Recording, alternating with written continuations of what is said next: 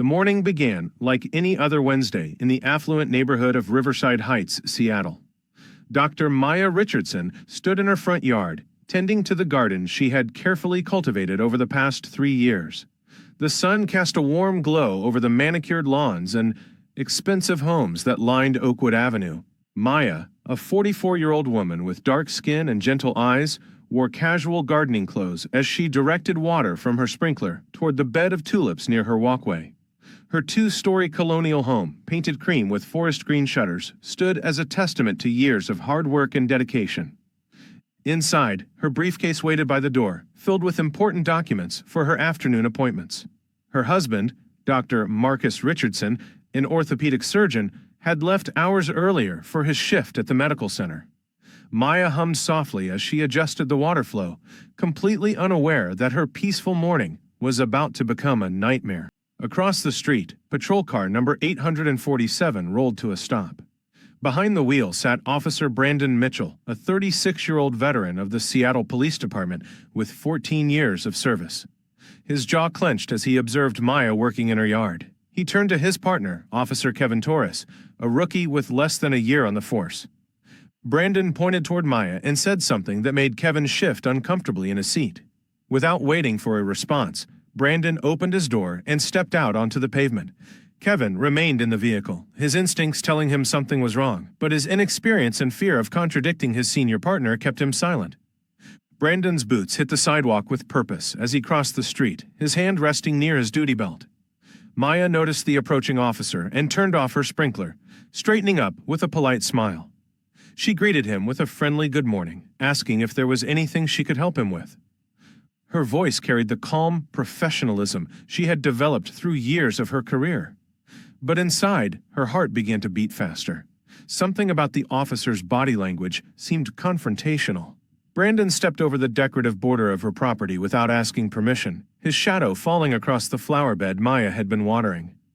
He asked her what she was doing there, his tone sharp and accusatory. Maya blinked in confusion, explaining that she was simply watering her garden. She asked if there was a problem. The officer looked at the house, then back at her, his eyes narrowing with suspicion. He asked if this was her house, emphasizing the word in a way that made Maya's skin prickle with discomfort. She confirmed that yes, she lived there, and asked why he was questioning her. Brandon took another step closer, invading her personal space in a way that felt threatening. He demanded to see her identification, stating it was necessary to verify her presence in the neighborhood. Maya, who understood the law better than most people, calmly informed him that she was on her own property and had no legal obligation to provide identification without reasonable suspicion of a crime. The officer's expression hardened. He told her not to make things difficult, but Maya stood her ground, asking what reasonable suspicion he had. Brandon claimed there had been reports of suspicious activity in the area, and he needed to confirm she belonged there. Maya asked what was suspicious about watering flowers, and the officer replied that she didn't look like she fit in this neighborhood. The words hung in the air like poison. Maya felt anger rising in her chest, but she kept her voice steady. She asked the officer to clarify what he meant by that statement. Brandon's response was to ask if she was the homeowner or the domestic help. From the neighboring property, an elderly white woman named Margaret Walsh called out, explaining that Maya had been her neighbor for years. Brandon spun around and told Margaret to step back, threatening to cite her for interfering with police business. Margaret, shocked by his aggression, pulled out her phone and began recording. Maya attempted to de-escalate the situation, offering to answer reasonable questions while asserting her constitutional rights. The officer mocked her attempt at legal knowledge, asking if she was trying to be a lawyer now. He stepped even closer, his face inches from hers, telling her that her rights were whatever he said they were in this moment. Kevin finally emerged from the patrol car, approaching hesitantly and suggesting they return to their vehicle. Brandon dismissed him angrily, stating he didn't care what their supervisor had said about community relations. Kevin retreated, leaving Maya without any ally in uniform. More neighbors began to emerge from their homes, phones raised to document what was happening. A young couple stopped their morning jog to watch. A teenager on a skateboard pulled out his phone and began live streaming the encounter. Brandon noticed the growing audience, and instead of moderating his behavior, he seemed to become more aggressive. He announced that Maya needed to provide proof of residence immediately, demanding to see mortgage documents or utility bills. Maya explained those items were inside her home. The officer said they should go inside together to retrieve them. Maya firmly stated she would not invite him into her home without a warrant. Brandon's face flushed with anger as he declared he was detaining her for trespassing. Maya pointed out the absurdity of being accused of trespassing on her own property. The officer insisted that was exactly what he was trying to determine. Maya asked for his name and badge number. Brandon slowly touched his nameplate, spelling out his name and badge number with exaggerated patience, telling her to write it down if she wanted. Maya promised she would remember it. The officer laughed mockingly, accusing her of threatening a police officer. He turned to the crowd, asking them all to witness that she had just threatened him. The teenager's live stream viewer count climbed rapidly as word spread on social media. Brandon's radio crackled with a call, but he ignored it. He gave Maya what he called a final chance to show identification or face arrest. Maya asked what charges he would possibly arrest her for. He listed failure to identify and resisting his lawful orders. Maya stated firmly that his orders were not lawful. Brandon accused her of playing lawyer again, asking condescendingly what her profession was. He guessed she might be a paralegal or secretary at a law firm. When Maya said she worked in the justice system, he laughed cruelly and began listing menial positions, asking if she cleaned courtrooms or filed paperwork. Margaret gasped from her porch. Other neighbors shook their heads in disbelief. The teenager's stream reached over 300 viewers.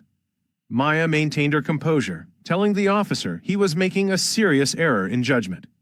Brandon replied that the only error was her thinking she belonged in a neighborhood like this. He gestured at the expensive homes surrounding them, saying there was no way someone like her could afford to live there. Maya asked him to explain what he meant by someone like her. He stopped himself mid-sentence, but the implication was crystal clear to everyone watching. The garden sprinkler Maya had been using still lay on the ground nearby, water trickling from its nozzle. Brandon's eyes fixed on it, and he ordered Maya to put it down. She pointed out that it was already on the ground. He told her to step away from it. Maya took a step back, expressing disbelief at his paranoia over a gardening tool. The officer keyed his radio and requested backup at her address, reporting an uncooperative subject and possible trespassing.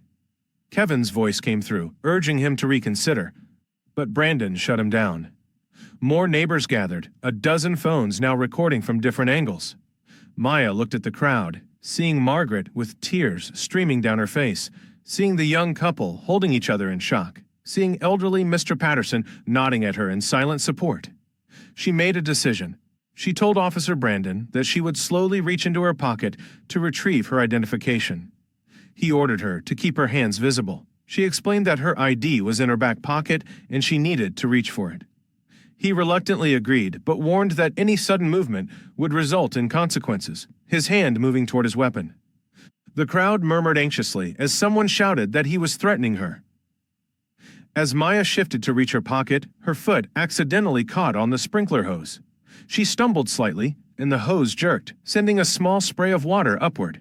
A few drops landed on Brandon's pant leg, barely noticeable, perhaps a teaspoon of water at most. The officer looked down at the tiny wet spot on his uniform. His entire demeanor transformed in an instant, rage flooding his features. He accused Maya of assaulting him. She immediately denied it, explaining it was clearly an accident. Brandon insisted she had deliberately sprayed him. Maya tried to reason with him, but he wasn't listening anymore. He bent down and grabbed the garden sprinkler from the ground, his movements sharp and aggressive. Kevin ran from the patrol car, shouting for him to stop. Brandon twisted the nozzle on the sprinkler, changing the spray from a gentle mist to a powerful jet stream. Maya saw what was coming and pleaded with him not to do it. The water erupted from the nozzle with full force, hitting Maya directly in the face. The pressure was shocking and painful, stealing her breath. She raised her hands defensively, but it was useless. The water pounded against her chest and shoulders, cold and violent and humiliating. She tried to turn away, but Brandon followed her with the stream like he was extinguishing a fire. He shouted at her, asking if she thought she could assault a police officer and get away with it. The water pressure knocked Maya backward. She tripped over the flower bed and fell hard onto the grass. Brandon stood over her, still spraying, water flooding her face so she couldn't breathe properly. Margaret screamed for him to stop, crying out that he was drowning her. 10 seconds passed, then 20, then 30. Maya was on the ground, gasping and choking, her hands covering her face in a futile attempt to protect herself. Brandon continued the assault, telling her this would teach her some respect. 40 seconds, 50. Her blouse was plastered to her skin, her jeans soaked through completely. Water filled her ears and nose. She could barely draw breath between the torrents. Finally, mercifully, he released the trigger. The sudden silence was deafening except for Maya's desperate gasping. She sat in a puddle on her own lawn, water streaming from her hair and clothes. Her makeup ran in dark streaks down her face. Her briefcase had fallen open on the driveway, important papers scattered and ruined by puddles. Brandon tossed the sprinkler aside with a satisfied expression. He made a crude comment about washing the attitude off her. The crowd erupted in angry shouts. At least a dozen phones captured every moment. The teenager's live stream had reached nearly 3,000 viewers. Kevin stood frozen, his face pale with horror at what his partner had done. Margaret sobbed openly on her porch. Maya sat there, destroyed and humiliated in front of her neighbors, in her own front yard. Then slowly, with tremendous effort, she pushed herself up from the ground. Water dripped from every part of her body. She wiped her face and looked directly at Brandon. Her voice, when she spoke, was quiet but carried absolute authority. She told him he had just made the worst mistake of his entire career. He laughed dismissively, asking if that was a threat. She corrected him, saying it was a promise. Maya reached into her back pocket, the wet denim making it difficult, but she managed to pull out a small leather case. Water dripped from it as she held it up. The case was embossed with a gold seal that caught the morning sunlight. She opened it slowly, deliberately. Inside was her federal judicial identification, complete with her official photograph and the seal of the United States courts. She held it up for Brandon to see, for all the cameras to see, for the world to see. She stated clearly and calmly that she was Dr. Maya Richardson, federal judge for the United States Court of Appeals, Ninth Circuit.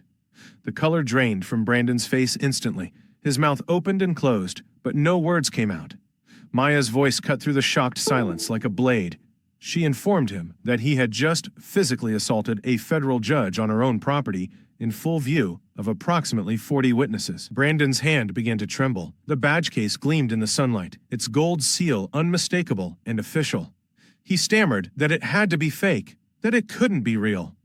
Kevin rushed forward, pulling out his phone with shaking hands. He typed frantically, his face going from pale to ashen gray. He called out to Brandon, his voice cracking with panic and disbelief. He turned his phone around to show his partner. Judge Maya Richardson's official court portrait filled the screen, showing her in black judicial robes with an American flag backdrop, the same face, the same woman now standing soaking wet before them. Kevin read aloud from her official biography, his voice trembling. Appointed in 2018, confirmed by the Senate with a strong majority vote, currently presiding over several high-profile civil rights cases. He mentioned one case specifically, and it involved allegations against the Seattle Police Department. The significance of that detail hit Brandon like a freight train. He grabbed Kevin's phone and stared at the screen, his breathing becoming rapid and shallow. He stammered that he didn't know, that he had no way of knowing. Margaret's voice rang out from her porch, reminding him that she had tried to tell him, that she had tried to warn him. The teenager zoomed in on Brandon's face with his phone camera. The live stream viewer count had exploded past 5,000. Comments flooded the screen from people watching in real time, expressing shock and predicting the officer's imminent termination. Mr. Patterson walked across his lawn and stood at the property line, announcing in a clear voice that he was a retired attorney who had witnessed everything. He stated that the officer had committed multiple violations, including battery, deprivation of constitutional rights, and trespassing, all thoroughly documented by multiple recording devices. More neighbors continued to emerge from their homes. A woman in medical scrubs who was just arriving home from a night shift, a man in an expensive business suit holding a coffee mug, an elderly couple holding hands, all of them standing witness, all of them recording. Maya wiped water from her face and asked Officer Torres for his badge number. Kevin straightened immediately and provided it, addressing her as Your Honor. She thanked him and asked if he had witnessed everything that occurred. He confirmed he had, his voice barely audible. She asked if he had attempted to stop his partner.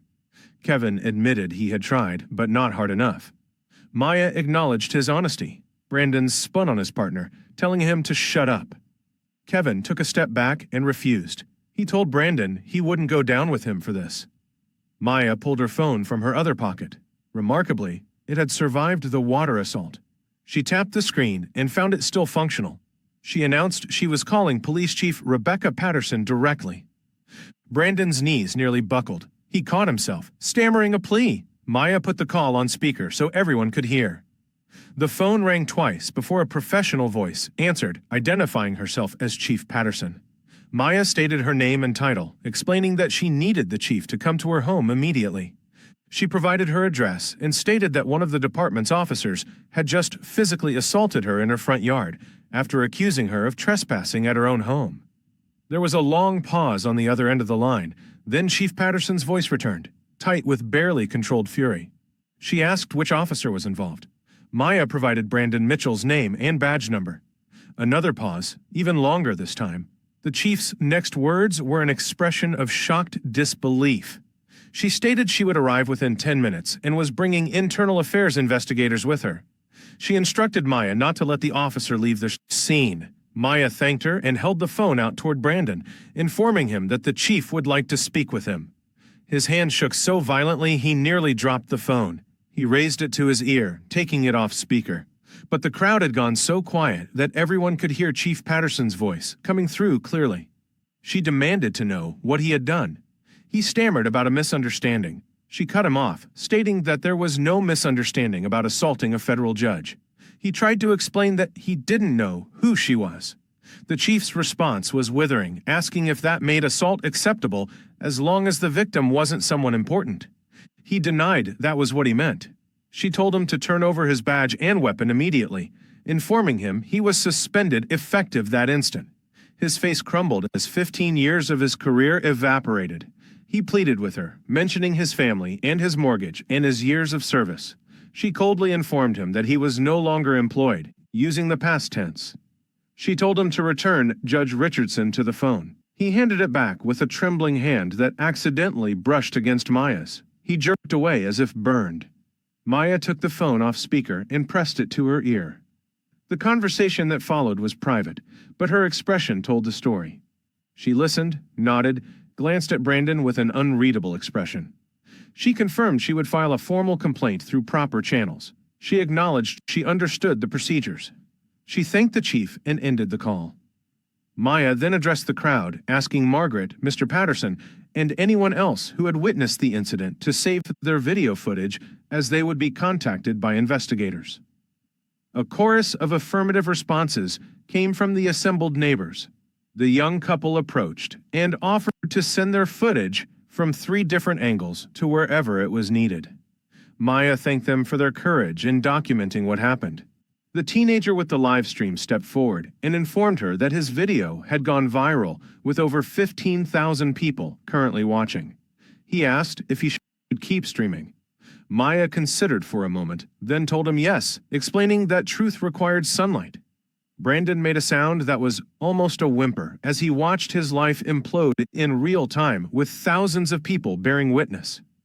Kevin had moved away from his former partner, standing near the patrol car with his radio in hand. He called dispatch and requested a supervisor and internal affairs investigators, stating there was an officer-involved incident with a federal judge. The dispatcher asked him to repeat what he had said. Kevin did so, his voice cracking as he added that the situation was extremely serious. Brandon suddenly dropped to his knees right there on the wet lawn, his uniform soaking up water and mud. He begged Maya for mercy, tears streaming down his face. He pleaded with her, saying he was deeply sorry and had made a terrible mistake.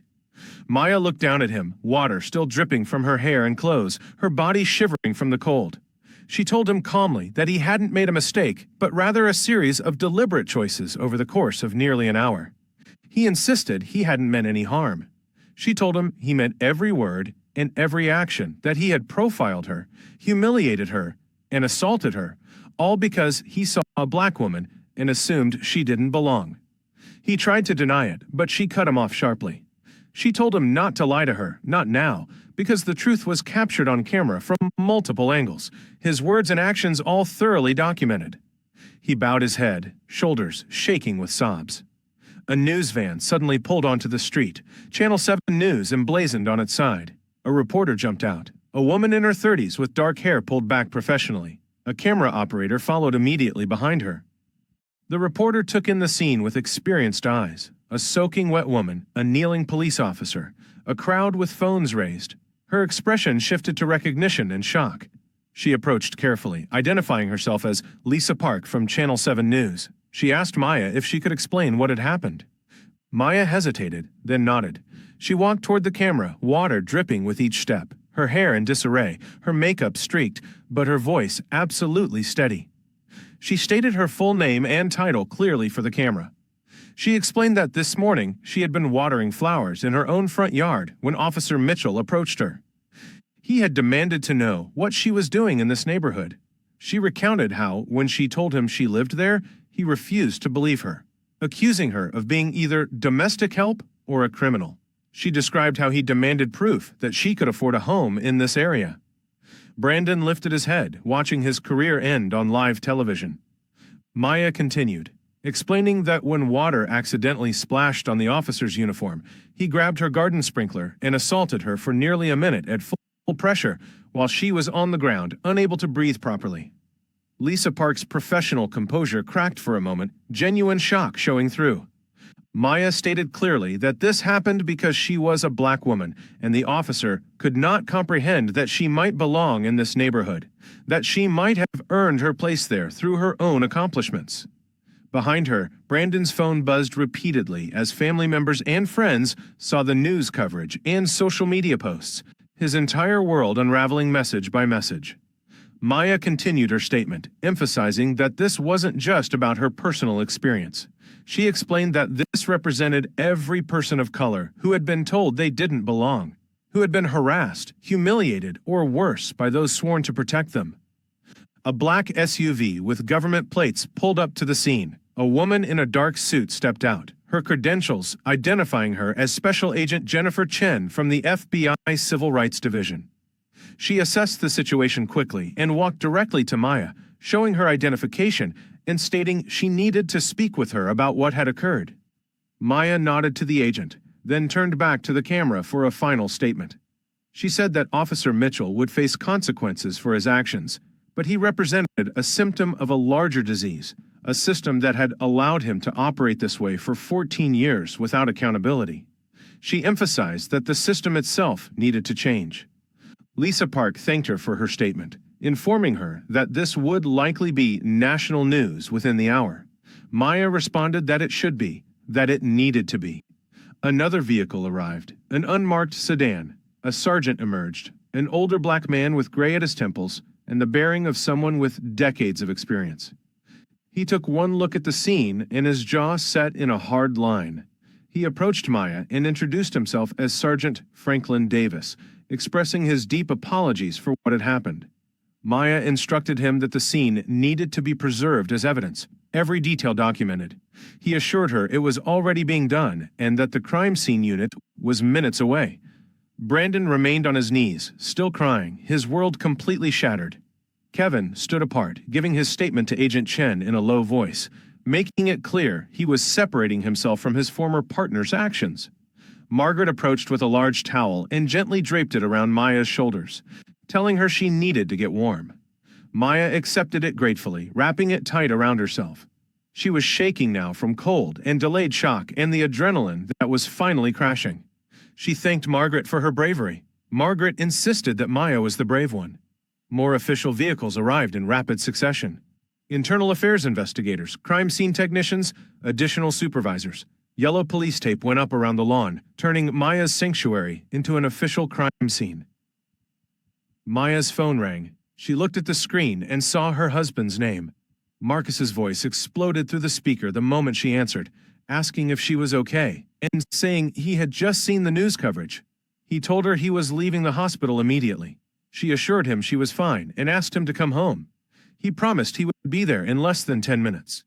She ended the call and looked at her beautiful house, now surrounded by yellow tape, transformed from a peaceful home into the center of a criminal investigation. Chief Patterson's vehicle pulled up, and the chief herself stepped out.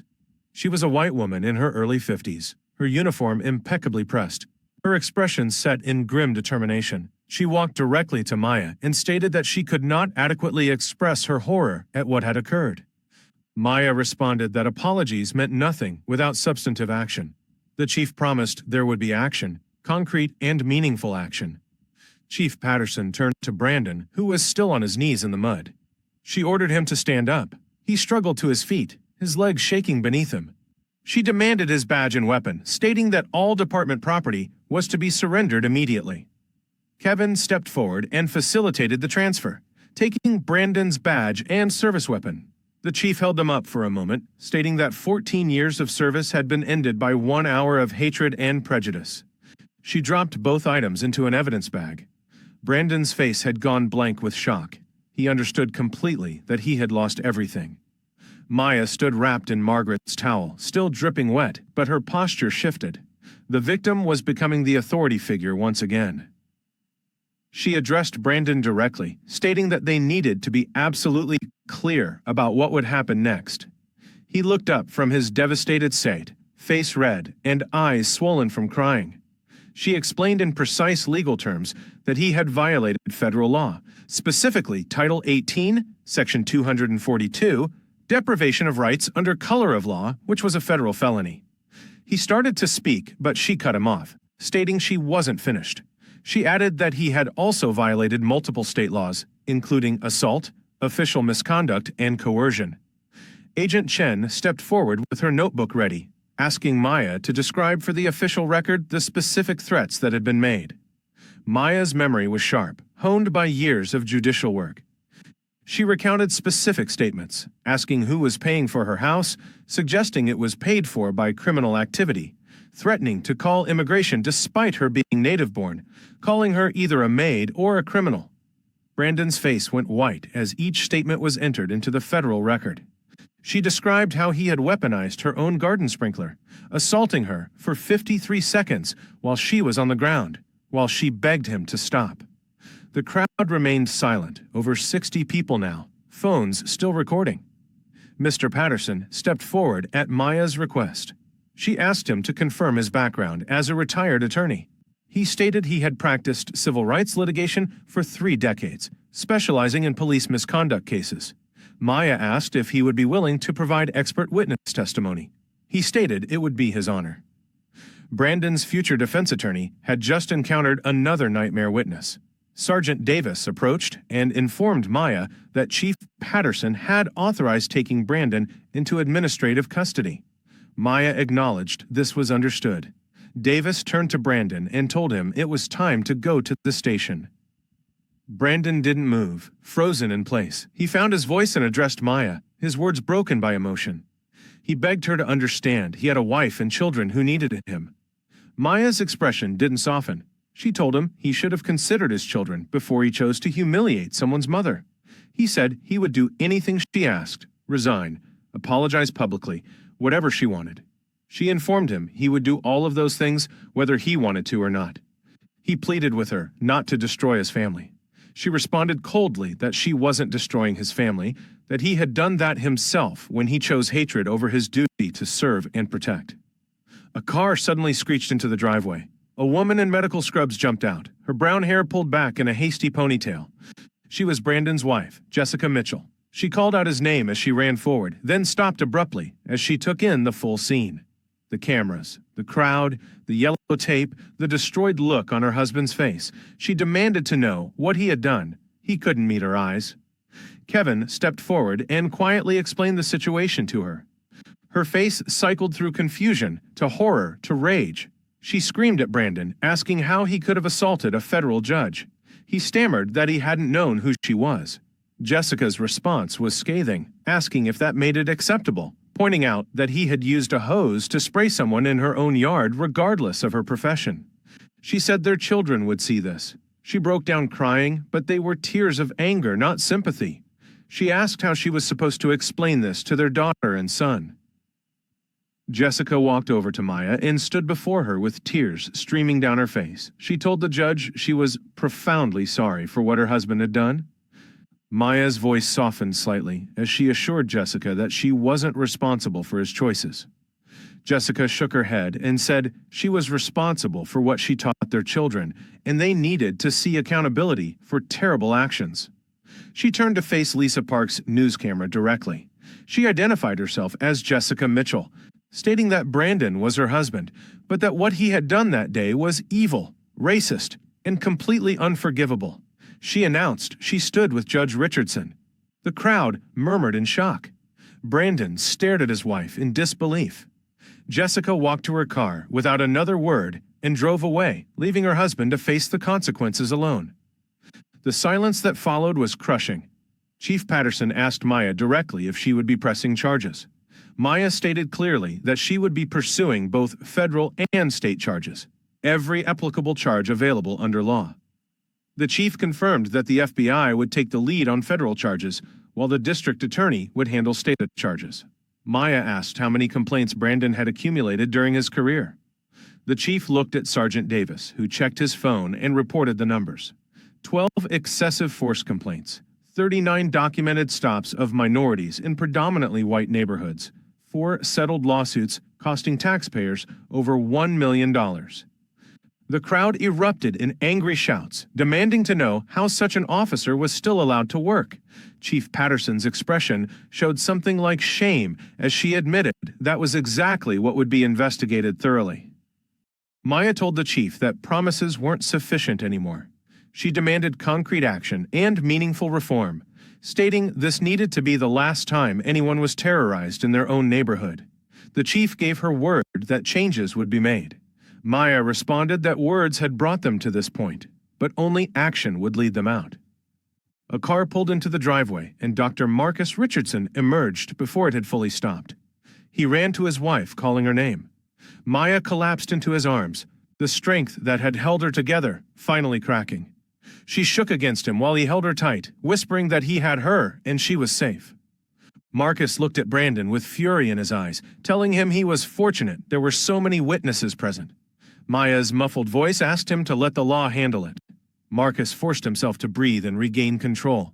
Sergeant Davis informed Brandon it was time to leave. Brandon stood on unsteady legs and looked at Maya one final time. He said he knew she wouldn't believe him, but he was truly sorry. She lifted her head from Marcus's shoulder and told him he was right that she didn't believe him. She said he was sorry he got caught, sorry there were cameras, sorry she wasn't who he had assumed she was. He tried to protest, but she cut him off, stating he was sorry he couldn't get away with it this time. Davis guided him toward the patrol car. He wasn't handcuffed yet, but everyone understood they were coming. The crowd parted to let them through. Some people jeered, others continued filming. Some simply stared in silence. The live stream viewer count had reached 35,000. Justice for Judge Richardson was trending locally. Brandon got into the back of the patrol car. The door closed with finality. His blank face was visible through the window as the vehicle pulled away. Everyone watched until it disappeared from view.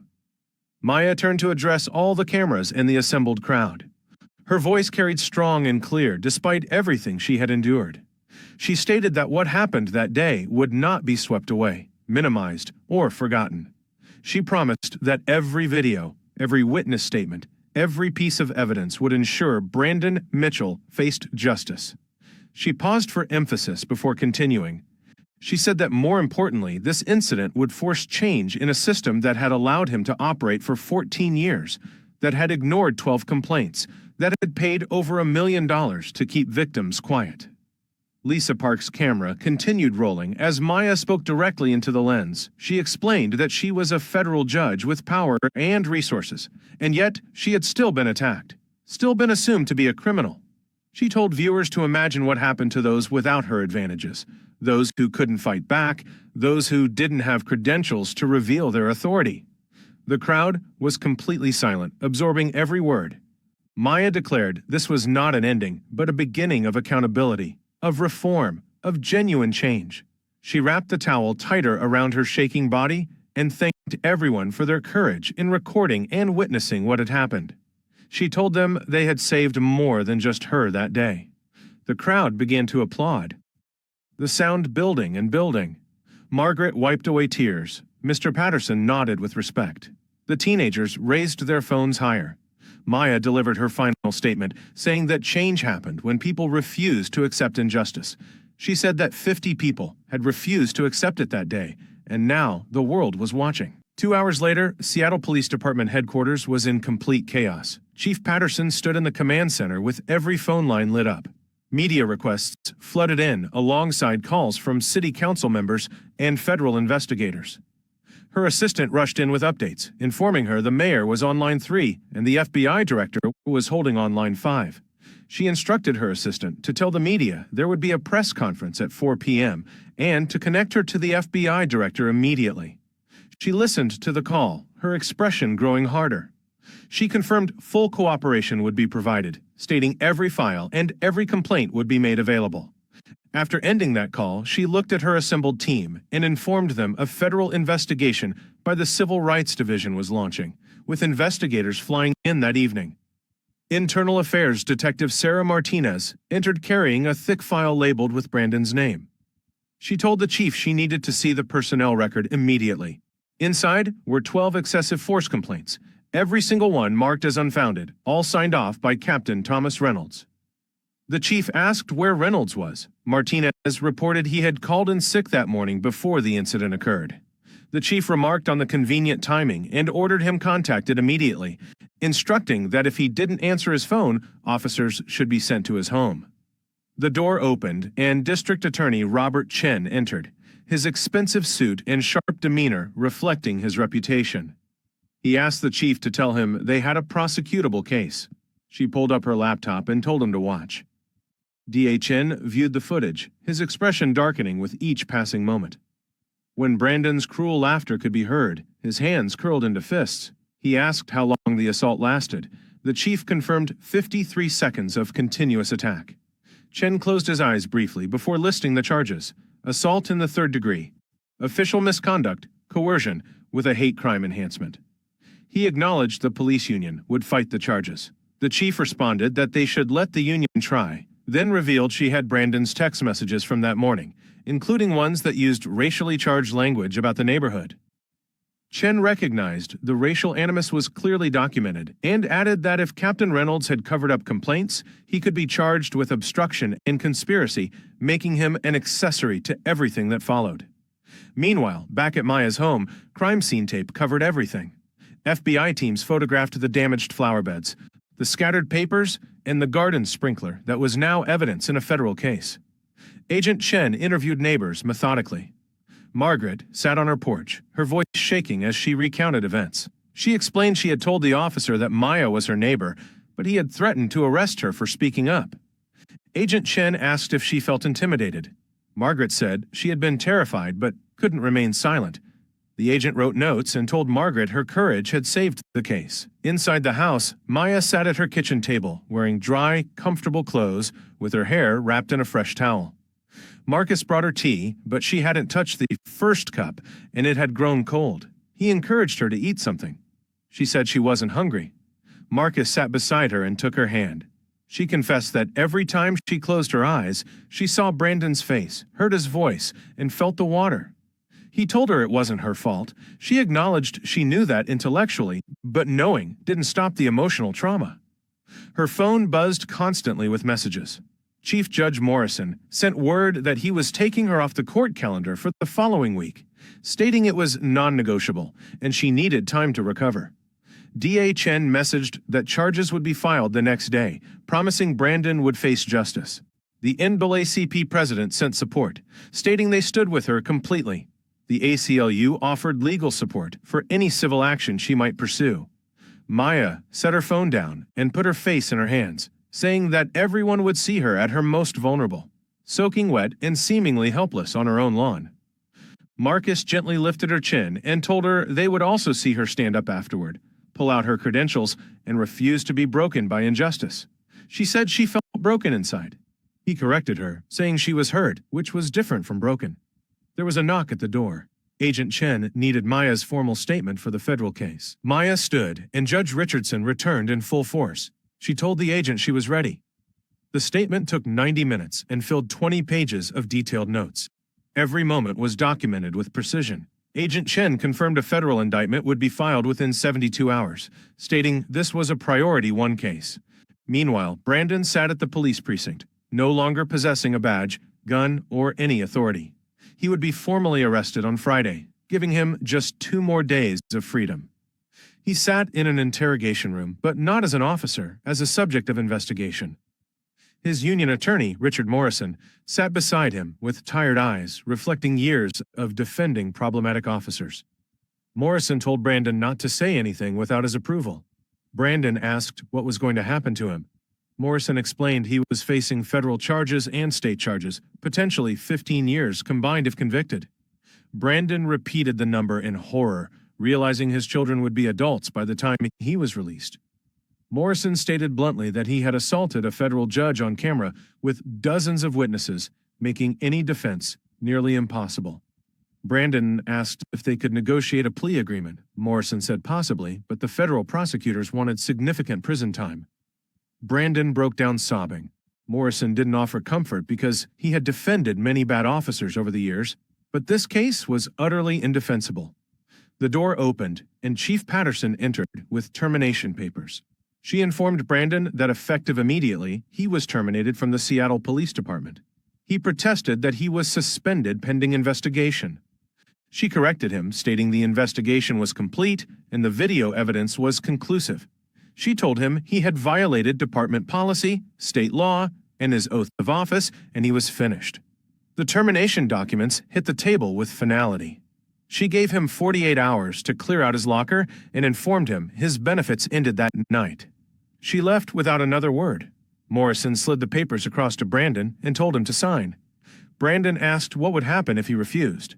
Morrison explained they would terminate him anyway, but this way was cleaner and might help slightly in court. Brandon's hand shook as he signed away his career, watching 15 years disappear with his signature. Outside the precinct, news vans from every network lined the street, local, national, and international media, all present.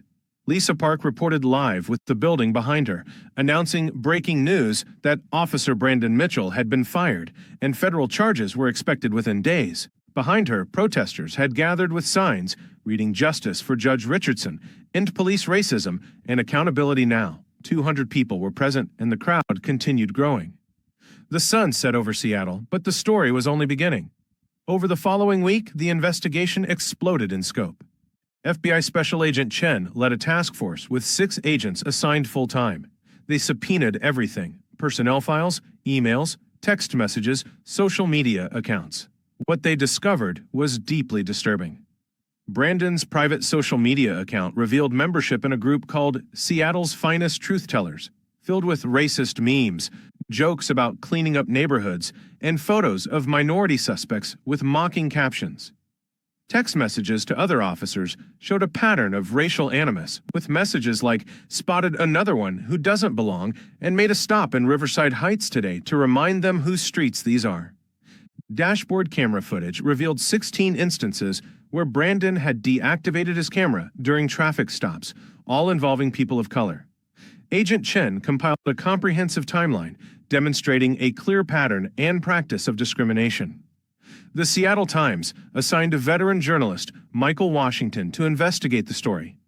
He was an experienced black journalist who understood the story's significance intimately. His front-page series ran for 5 consecutive days. Day 1 was titled "The Badge and the Pattern," documenting Brandon Mitchell's 14-year trail of complaints. 39 traffic stops were analyzed, and the racial breakdown was stark. 36 minorities stopped versus 3 white drivers. Day 2 featured "The Victims Speak," with interviews of people Brandon had stopped over the years. Their stories showed disturbing similarities involving humiliation, threats, and illegal searches. Jamal Anderson from 2020 was 19 when stopped while walking home, claiming Brandon planted evidence. Charges were eventually dropped, but the arrest record remained. Maria Santos from 2021 was pulled over for an alleged broken taillight that wasn't actually broken. Her car was searched and damaged, nothing illegal was found, and no apology was given. David Chen from 2022 was stopped while jogging in his own neighborhood, detained for 3 hours, and released without charges, causing him to miss his son's birthday party. Day 3 examined the system that protected him, revealing internal documents showed Captain Reynolds had dismissed 9 complaints without proper investigation, marking them unfounded without interviewing witnesses, and had even recommended Brandon for commendations. The city had paid $1.4 million in settlements, all with non-disclosure agreements that silenced victims with money. Day 4 detailed the cost to taxpayers, breaking down settlements, legal fees, and the financial toll of protecting officers who violated civil rights. Day 5 presented the reckoning, outlining what needed to change with expert opinions, community voices, and a roadmap for meaningful reform. The series won multiple journalism awards, but more importantly, it galvanized enormous public pressure for change. 3 weeks after the incident, a grand jury convened. DA Robert Chen presented the state case to 23 citizens, serving on a diverse panel. They watched all the videos from 11 different angles.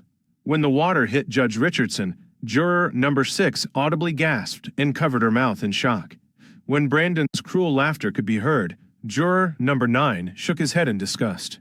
Expert witnesses provided testimony. Dr. Patricia Walsh, a police practices expert, stated that every action violated established policy, training, and law, calling it a textbook example of abuse of power.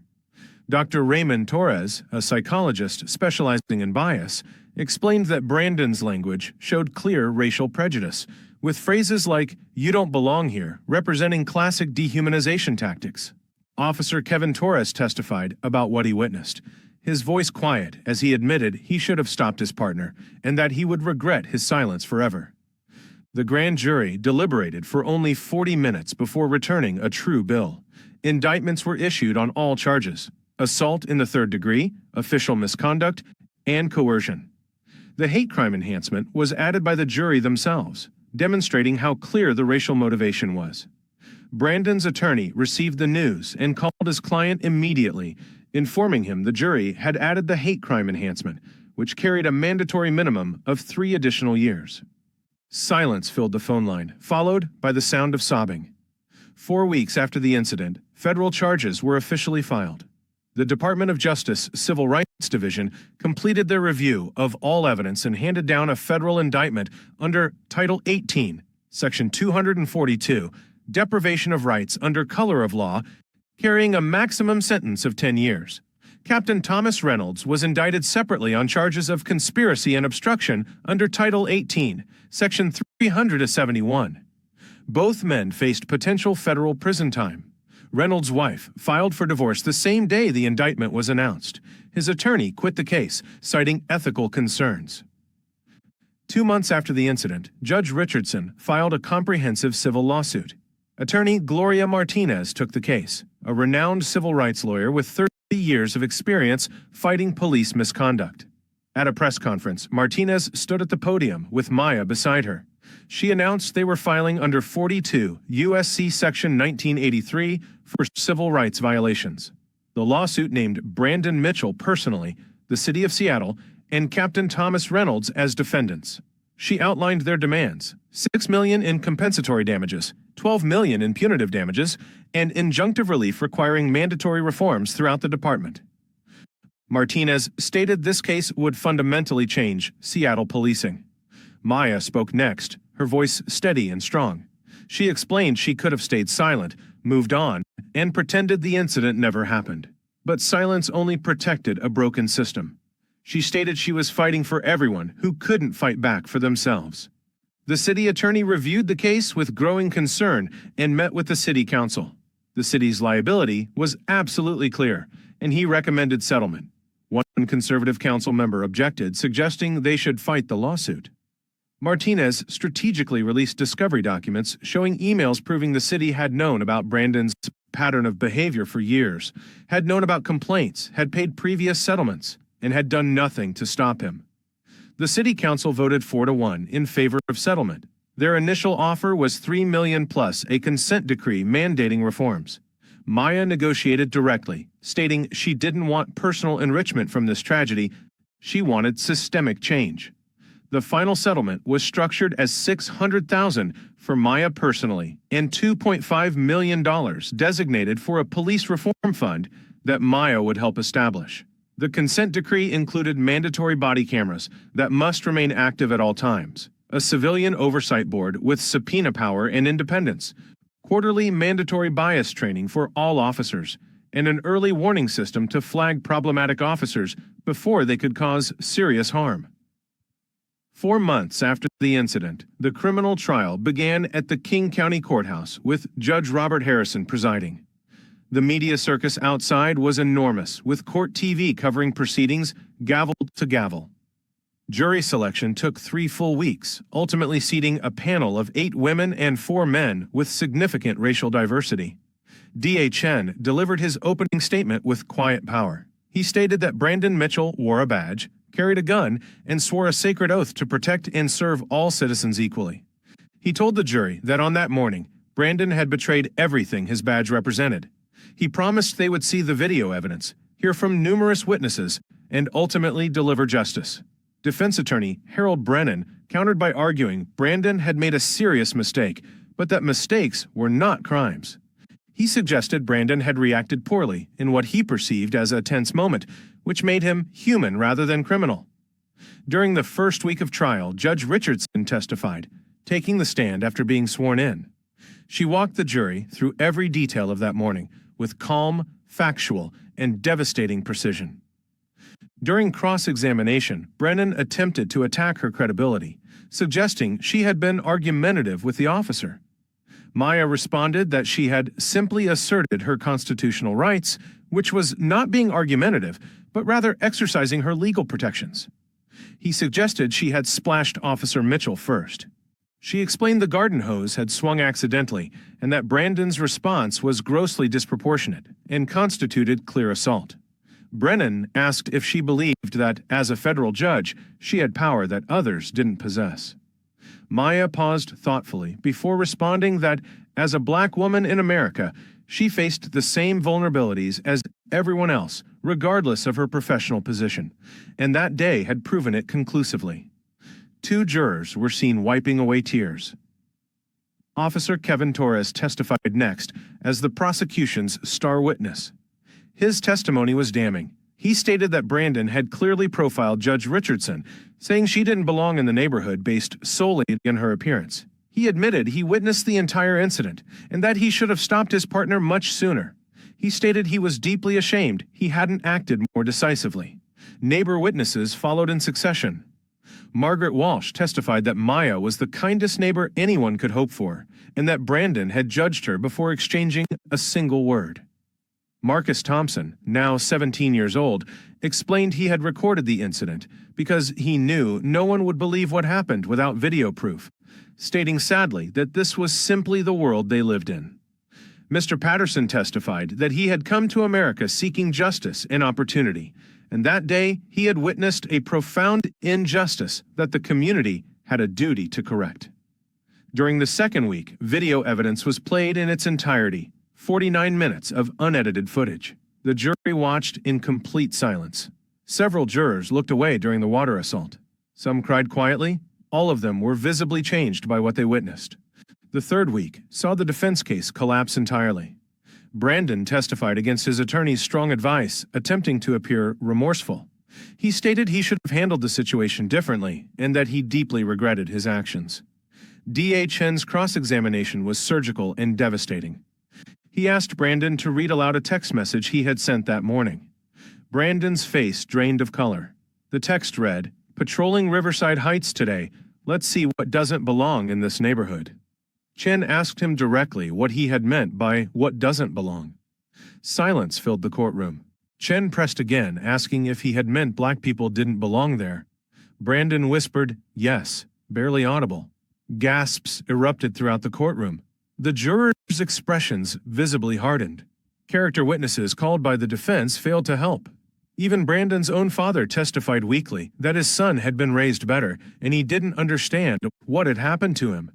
Notably, no fellow police officers testified on Brandon's behalf, and his wife refused to appear in his defense. On day 19 of the trial, the verdict was delivered. The jury had deliberated for 7 hours before reaching their decision. The foreman stood to announce the verdicts. On count 1, assault in the 3rd degree, they found the defendant guilty. On count 2, official misconduct, guilty. On count 3, coercion, guilty. On count 4, hate crime enhancement, guilty. Brandon collapsed forward, his head falling into his hands as he sobbed uncontrollably. Maya sat in the gallery, showing no visible emotion, only quiet satisfaction that justice was being served. 2 weeks later, the sentencing hearing took place. Maya delivered a victim impact statement that was both powerful and measured. She addressed the court, explaining that Brandon Mitchell hadn't just assaulted her personally, he had assaulted the fundamental principle that all people are equal under the law. She emphasized that if this could happen to her, a federal judge with resources and education, the jury should imagine what happened regularly to those without her advantages. She stated clearly she wasn't asking for vengeance, but rather for accountability. She requested a sentence that would send an unmistakable message to every police officer that their badge was not a license to dehumanize any human being. Judge Harrison delivered his sentence with gravity. He stated that in 22 years on the bench, he had rarely encountered such a clear and egregious abuse of power. He said Brandon had completely betrayed the public trust placed in him. The sentence was 6 years in state prison, with federal charges to run consecutively for a total of 14 years incarceration. Additionally, Brandon was fined $300,000, permanently prohibited from any law enforcement work, required to complete mandatory racial bias counseling, and given 6 years of supervised release following his prison term. Brandon was led away in handcuffs, the irony of his situation lost on no one present. 6 months later, Captain Reynolds was sentenced separately. He received 5 years in federal prison and lost his entire pension. The system that had protected and enabled Brandon's behavior for over a decade crumbled along with him. Within a year of the incident, Seattle had undergone dramatic changes in how it approached policing. The Seattle Police Department now operated under a federal consent decree that would remain in effect for a minimum of 5 years. The reforms implemented were substantial and meaningful. Body cameras became absolutely mandatory, required to remain active at all times, with footage automatically uploaded to cloud storage and any deactivation resulting in immediate termination. Compliance rates reached 99%. A dramatic increase from the 68% compliance before the consent decree. A civilian oversight board was established with 9 members elected directly by the community. The board possessed subpoena power and employed independent investigators. In their first year, they reviewed 53 cases, resulting in 5 officers being terminated for misconduct. An early warning system was implemented using artificial intelligence to flag problematic officers before their behavior escalated to serious incidents. 9 officers were removed from active duty based on concerning patterns identified by the system. Bias training became quarterly and mandatory, led by professional psychologists and, importantly, by former victims of police misconduct. 78% of officers reported the training had meaningfully changed their perspective and approach. Chief Patterson held a press conference to discuss the changes. She acknowledged candidly that the department had been fundamentally broken. She stated that Judge Richardson had forced them to confront their failures and fix themselves. She reported that complaints had decreased by 43% and use of force incidents had declined by 41%. She emphasized that they were not claiming perfection, but rather accountability.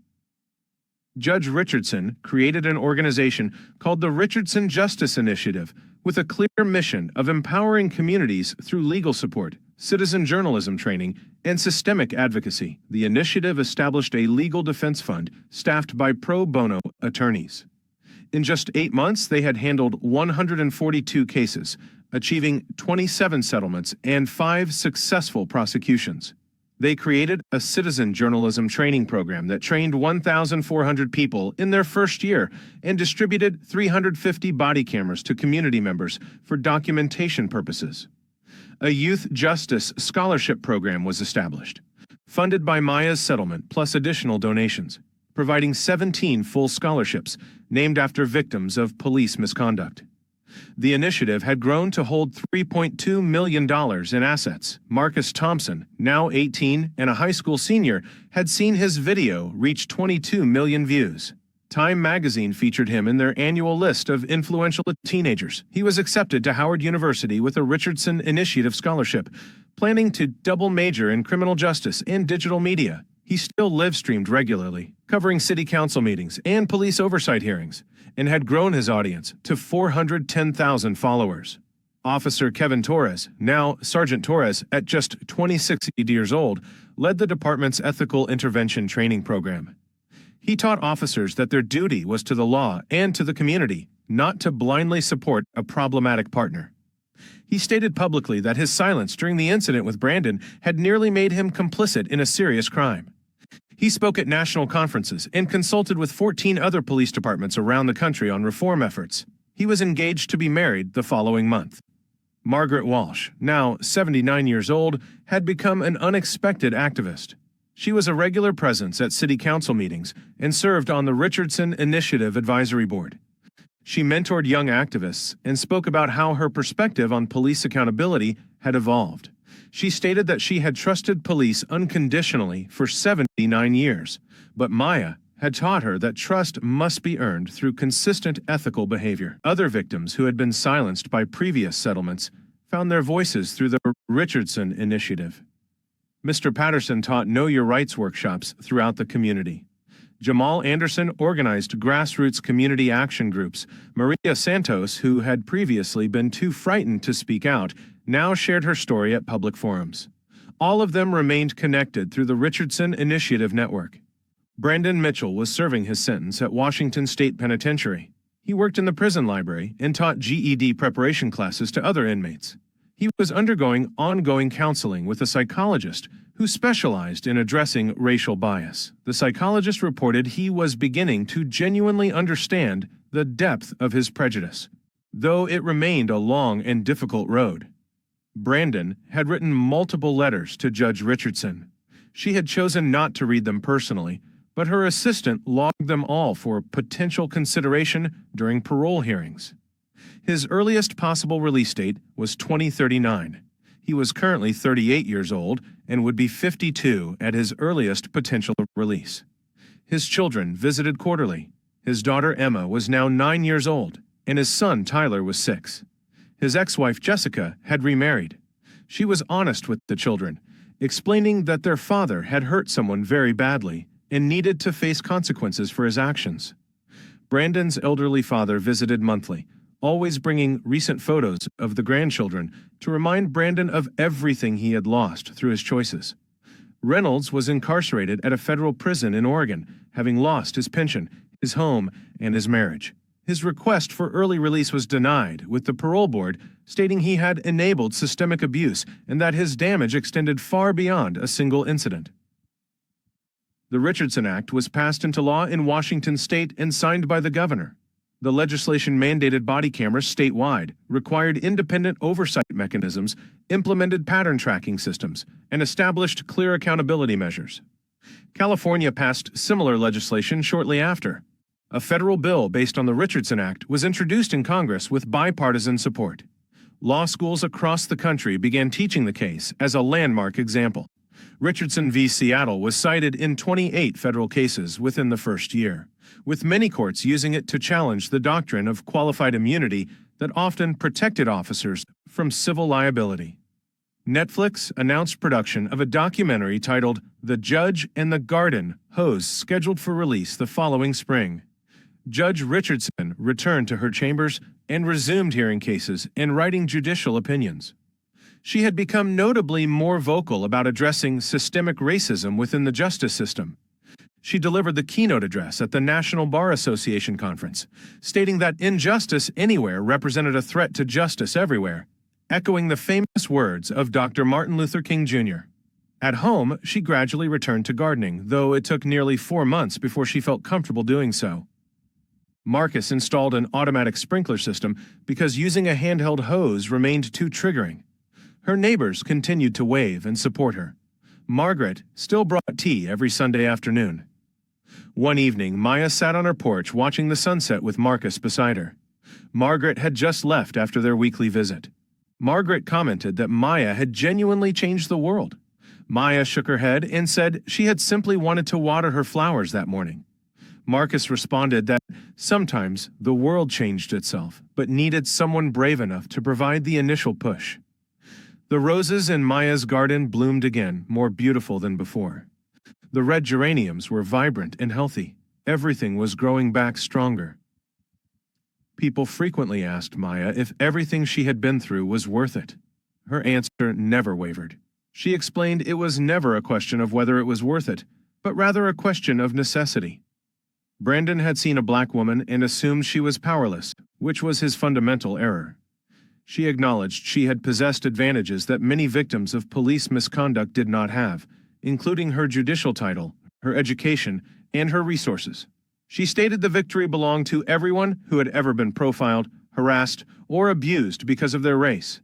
She credited Eleanor, who spoke up despite being threatened, Marcus, who recorded despite being young, Kevin, who ultimately found his conscience, and every neighbor who refused to look away. She explained that Brandon received 14 years in prison, while the system received comprehensive reform, and that represented justice rather than revenge. She emphasized that accountability was everyone's responsibility. Maya's final message to people was a call to action. She stated that if her story moved them, they should act rather than simply feel sympathy. She encouraged people to subscribe to channels and organizations dedicated to justice stories, to share important stories so others could learn from them, and to comment with their own experiences, witnessing or experiencing injustice. She emphasized that every phone was potentially a camera, every citizen could be a journalist, and every voice mattered in the fight for justice. She directed people to visit richardsoninitiative.org, where they could download rights cards, learn safe documentation techniques, and find legal support resources.